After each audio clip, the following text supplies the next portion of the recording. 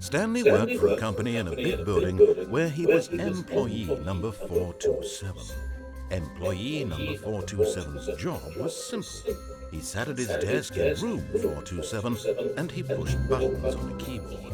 Orders came to him through a monitor on his desk, telling him what buttons to push, how long to push them, and in what order. This is what employee 427 did every day, of every month, of every year. And although others might have considered it soul-eating, Stanley relished every moment that the orders came in, as though he had been made exactly for this job. And Stanley was happy. And then one day, something very peculiar happened. Something that would forever change Stanley. Something he would never quite forget. He had been at his desk for nearly an hour when he realized that not one single order had arrived on the monitor for him to follow. No one had showed up to give him instructions, call a meeting, or even say hi. Never in all his years at the company had this happened, this complete isolation. Something was very clearly wrong. Shocked, frozen solid, Stanley found himself unable to move for the longest time. But as he came to his wits and regained his senses, he got up from his desk and stepped out of his office.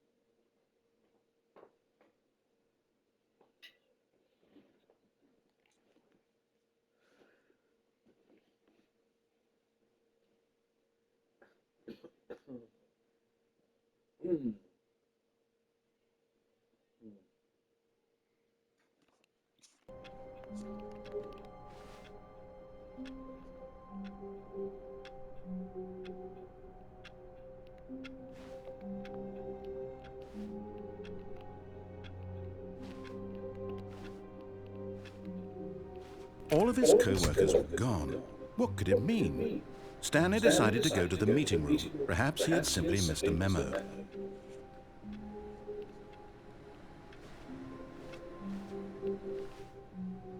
No matter how hard Stanley looked, he couldn't find a trace of his co-workers.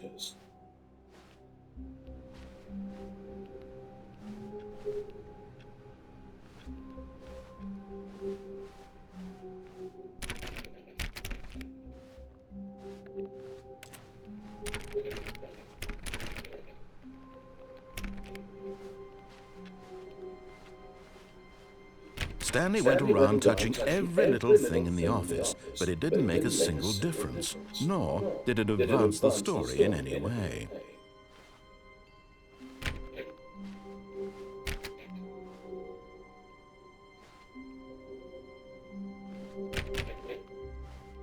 When Stanley came to a set of 2 open doors, he entered the door on his left.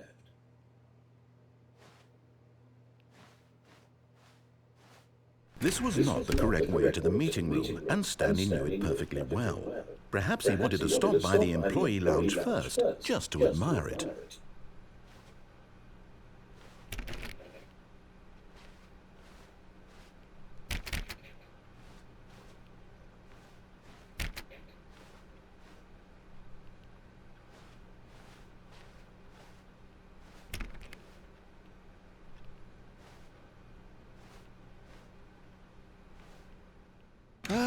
Yes, truly a room worth admiring. It had really been worth the detour after all, just to spend a few moments here in this immaculate, beautifully constructed room. Stanley simply stood here, drinking it all in.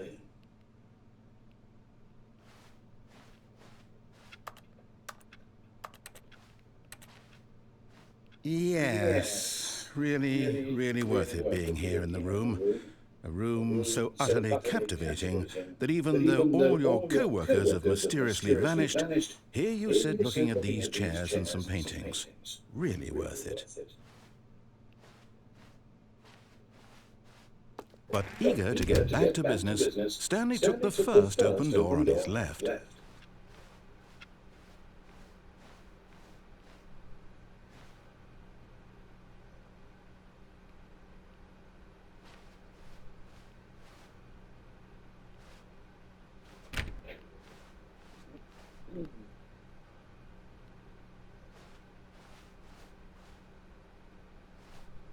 Stanley was so bad at following directions, it's incredible he wasn't fired years ago.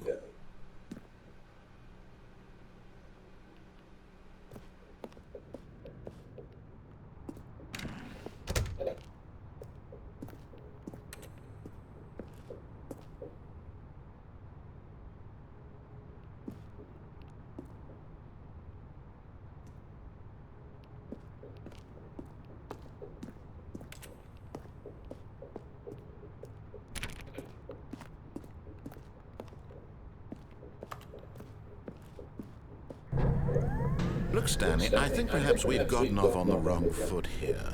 I'm not your enemy, really, I'm not. I realize that investing your trust in someone else can be difficult, but the fact is that the story has been about nothing but you all this time. There's someone you've been neglecting, Stanley. Someone you've forgotten about. Please, stop trying to make every decision by yourself. Now, I'm not asking for me, I'm asking for her. This is it, Stanley. Your chance to redeem yourself, to put your work aside, to let her back into your life. She's been waiting.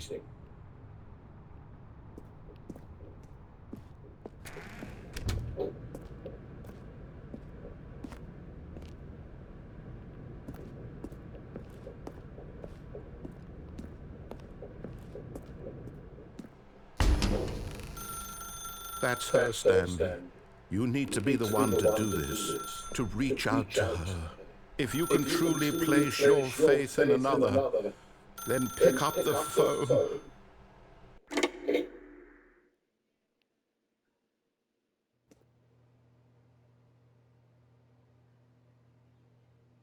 Oh, Stanley, is that you?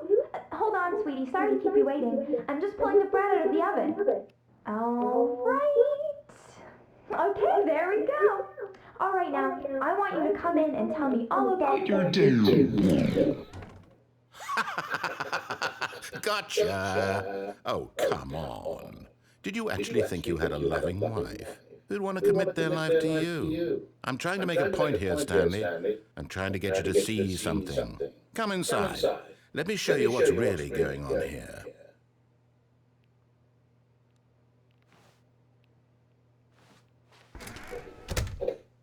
This is a very sad story about the death of a man named Stanley.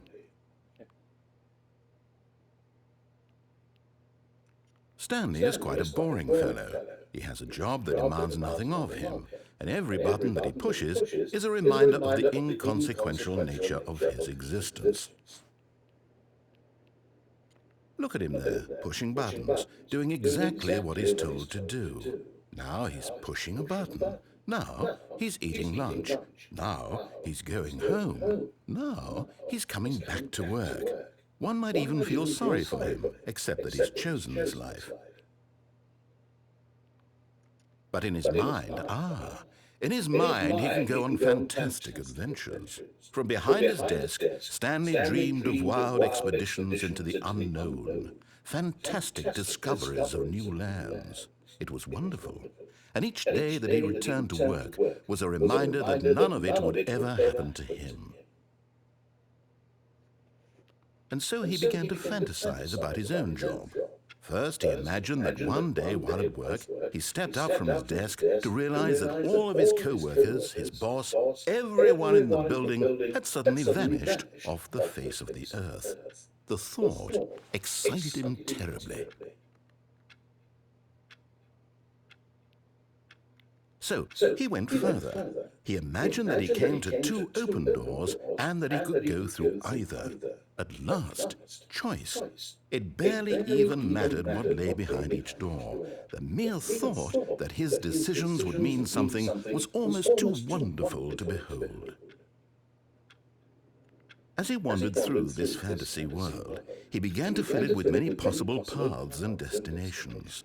Down one path lay an enormous round room with monitors and mind controls. And down another was a yellow line that weaved in many directions. And down another was a game with a baby. And he called it the Stanley Parable. It was such a wonderful fantasy, and so in his head he relived it again, and then again, and again, over and over, wishing beyond hope that it would never end, that he might always feel this free. Surely there's an answer down some new path, mustn't there be? Perhaps if he played just one more time. But there is no answer. How could there possibly be? In reality, all he's doing is pushing the same buttons he always has. Nothing's changed. The longer he spends here, the more invested he gets, the more he forgets which life is the real one.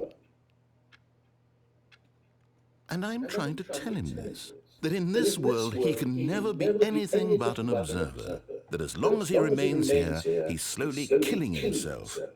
But he won't listen to me. He won't stop. Here, watch this. Stanley, the next time the screen asks you to push a button, do not do it.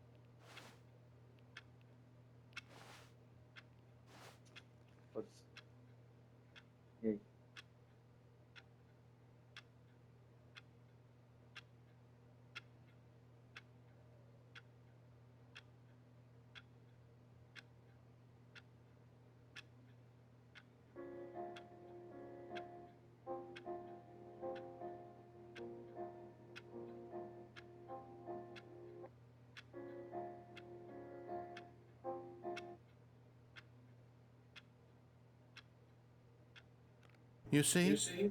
Can he just not hear me? How can I tell him in a way that he'll understand that every second he remains here, he's electing to kill himself? How can I get him to see what I see? How can I make him look at himself?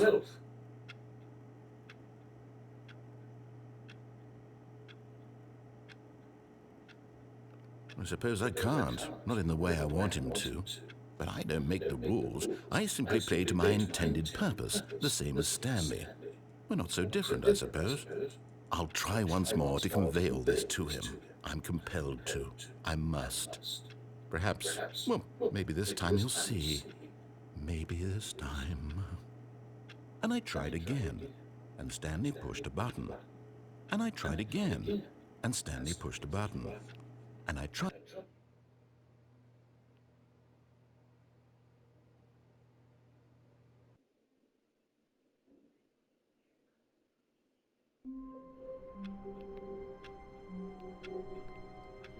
Saco.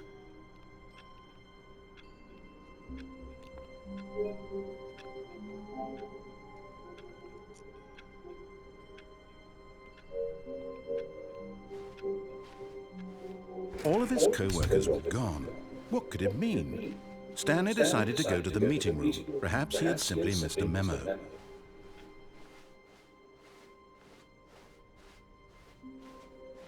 When Stanley came to a set of two open doors, he entered the door on his left.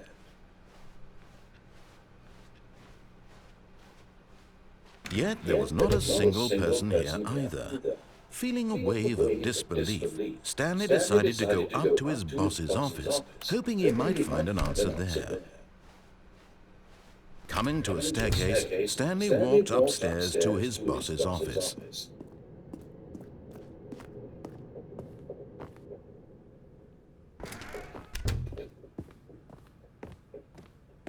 Stepping into his manager's office, Stanley was once again stunned to discover not an indication of any human life.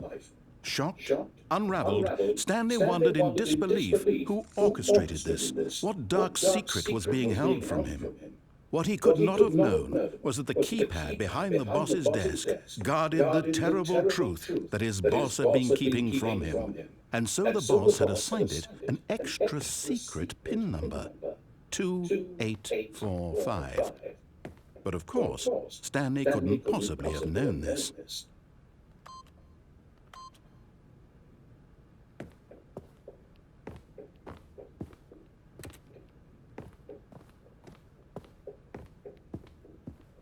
Stanley just sat around twiddling his thumbs. Trying to input anything on the device was useless, since he could never possibly know that the combination was 2845.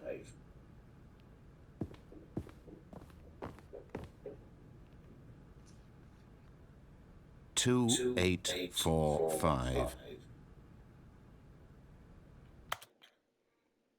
Jogo de corno.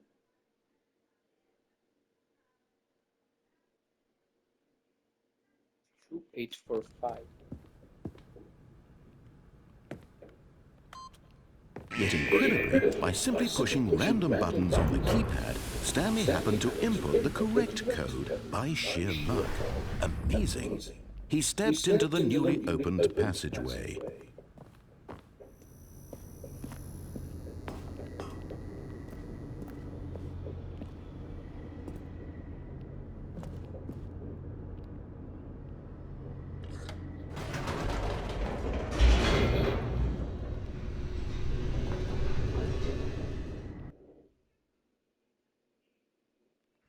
Descending deeper into the building, Stanley realized he felt a bit peculiar.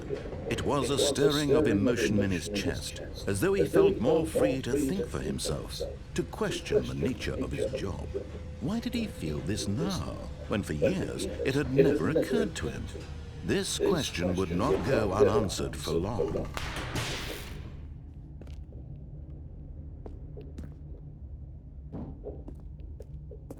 Stanley walked straight ahead through the large door that read Mind Control Facility.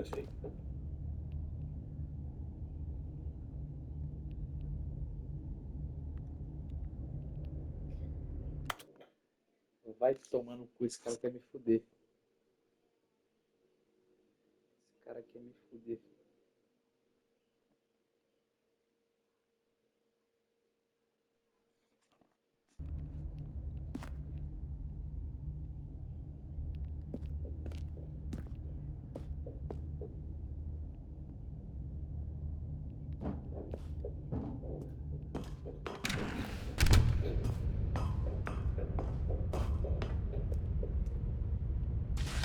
The lights rose on an enormous room packed with television screens.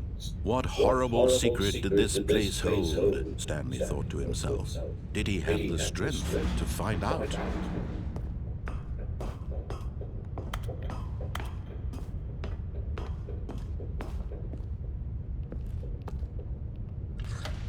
Now the monitors jumped to life, their true nature revealed. Each bore the number of an employee in the building, Stanley's co-workers. The lives of so many individuals reduced to images on a screen, and Stanley, one of them, eternally monitored in this place where freedom meant nothing.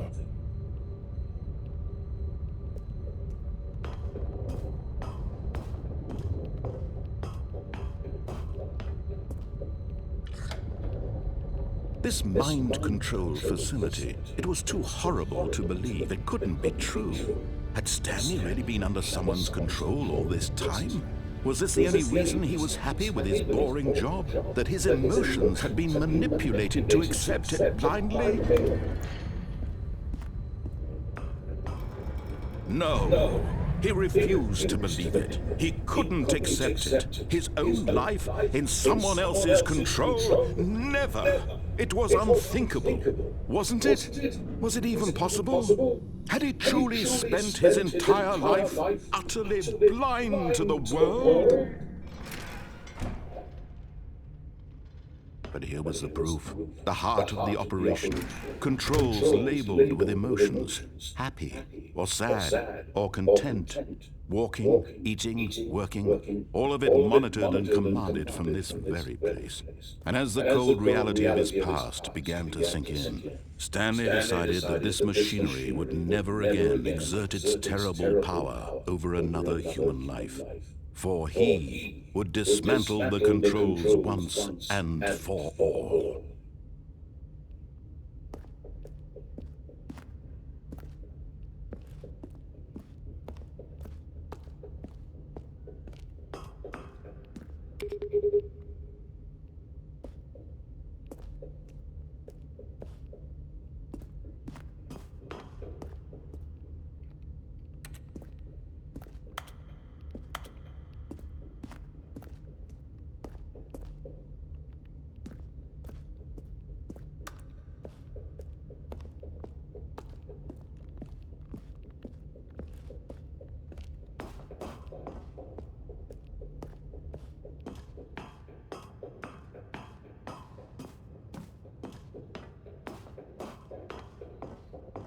And when at last he found the source of the room's power, he knew it was his duty, his obligation, to put an end to this horrible place and to everything it stood for.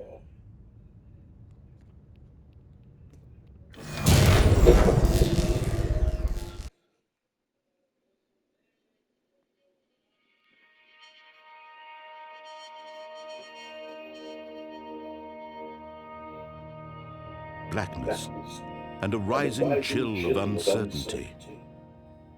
Was it over? Yes! He had won. He had defeated the machine, unshackled himself from someone else's command. Freedom was mere moments away. And yet, even as the immense door slowly opened, Stanley reflected on how many puzzles still lay unsolved. Where had his co-workers gone? How had he been freed from the machine's grasp? What other mysteries did this strange building hold? But as sunlight streamed into the chamber, he realized none of this mattered to him, for it was not knowledge or even power that he had been seeking, but happiness. Perhaps his goal had not been to understand, but to let go. No longer would anyone tell him where to go, what to do, or how to feel. Whatever life he lives, it will be his. And that was all he needed to know. It was perhaps the only thing worth knowing. Stanley stepped through the open door.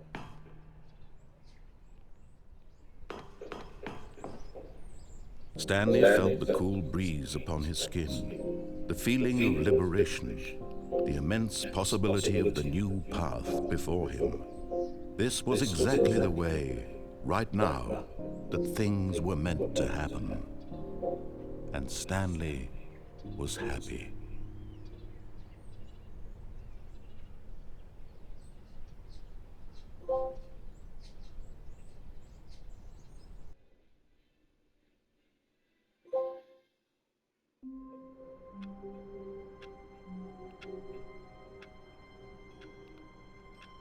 Calma aí, que porra é essa?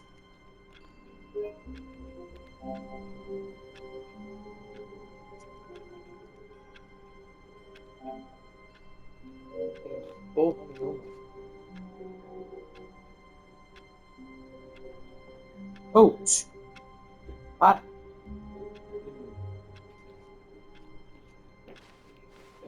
All of his co-workers were gone. What could it mean? Stanley decided to go to the meeting room. Perhaps he had simply missed a memo.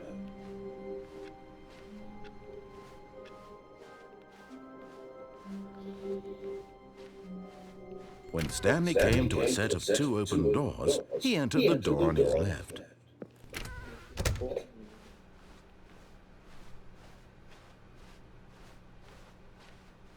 Yet there was not a single person here either. Feeling a wave of disbelief, Stanley decided to go up to his boss's office. Coming to a staircase, Stanley walked upstairs to his boss's office.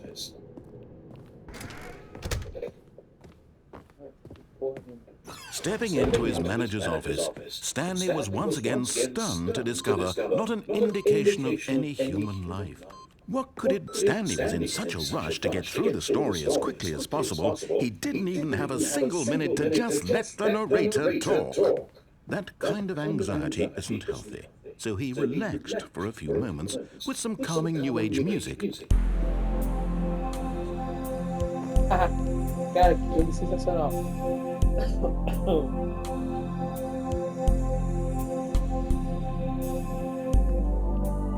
Feeling soothed and rejuvenated, Stanley calmly walked forward into the opened passageway.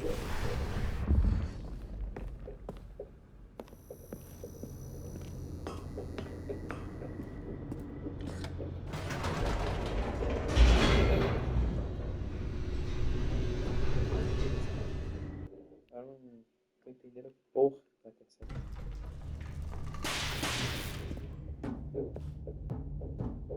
Stanley walked straight ahead through the large door that read Mind Control Facility.